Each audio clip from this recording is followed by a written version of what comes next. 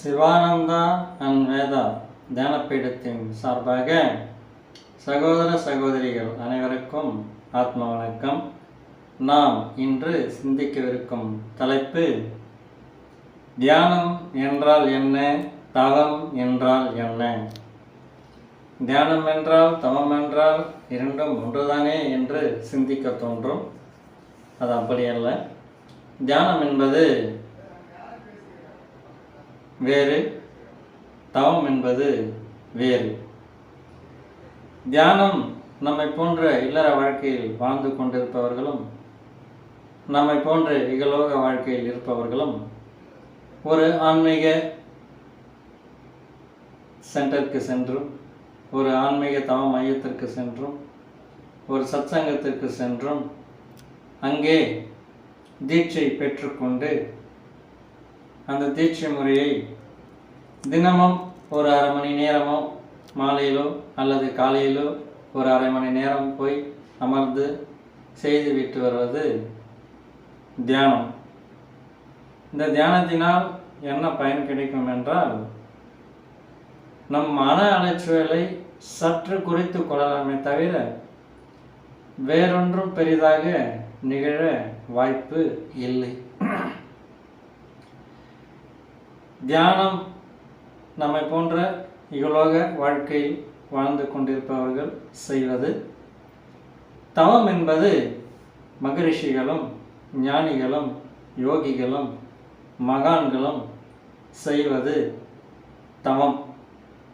நம் 24 மணி நேரமும் அந்த லயத்திலேயே இருப்பவர்கள், தவ லயத்திலேயே இருப்பவர்கள். தவம் செய்வதனால் என்ன நிகழும் என்றால், அனைத்து சித்துக்களும் கைகூடும். அனைத்து சித்துக்களும் அனைத்து வல்லமைகளும் தவம் செய்பவர்களுக்கு கைகூடும். கைகூடினாலும் கூட அவர்கள் அதை வெளியே காட்டிக்கொள்ள மாட்டார்கள். இது எப்படி இன்னும் விளக்கி சொல்லலாம் என்றால், வள்ளல் பெருமான் தவத்திலே உச்சநிலை அடைந்தவர். அவருக்கு சித்தி வளாகம் கட்டுவதற்கு அந்த ஊர் மக்கள் அந்த நிலத்தை மட்டுமே தானமாக தந்தார்கள். ஆனால் வள்ளல் பெருமானோ சித்தி வளாகம் கட்டுவதற்கு யாரிடமும் கையேந்தவில்லை. எப்படி சித்தி வளாகம் கட்டினார் என்றால், தன் சிஷ்யரை அழைத்து ஒரு பாத்திரத்திலே நீர் கொண்டு வர சொல்லுவாராம். அந்த சிஷ்யர் பாத்திரத்திலே நீர் கொண்டு வந்து வைப்பாராம். சரி, நீ சென்று விடு, நான் பிறகு உன்னை கூப்பிடுகிறேன் என்று சொல்லிவிடுவாராம். சிஷ்யரும் சென்று விடுவாராம். பின்பு வள்ளல் பெருமான் அந்த பாத்திரத்திலே உள்ள நீரை தன் கையால் தொட்டு அதை தங்கமாக மாற்றி விடுவாராம். தங்கமாக மாற்றிவிட்டு பின்பு சிசியரை அழித்து, இந்த தங்கத்தை கொண்டு போய் விற்றுவிட்டு பணமாக மாற்றிவா, நாம் இருக்கின்ற வேலையை துவங்க ஆரம்பிப்போம் என்று கூறுவாராம். இப்படித்தான் வள்ளல் பெருமான் சித்தி வளாகம் கட்டினார் என்று செவிவழி செய்தி. இது செவிவழி செய்தி என்றாலுமே கூட நாம் நம்பத்தக்கதாகத்தான் இருக்கின்றது. இதற்கு ஆதாரம் எதுவும் இல்லை, செவிவழி செய்தி மட்டுமே. இந்த காலத்திலே இருக்கின்ற தொழில்நுட்ப வசதி போன்று அந்த காலகட்டத்திலே, வள்ளல் பெருமான் வாழ்ந்த காலகட்டத்திலே அந்த தொழில்நுட்ப வசதிகள் இல்லாத காரணத்தினால் அதையெல்லாம் பதிவு செய்து வைக்கவோ அல்லது வீடியோ ஆதாரமாக அதை திரட்டவோ அப்பொழுது தொழில்நுட்ப வசதி இல்லாத காரணத்தினால் அதை பதிவு செய்து வைத்துக்கொள்ள இயலவில்லை. இது ஒரு செவிவழி செய்தி மட்டுமே.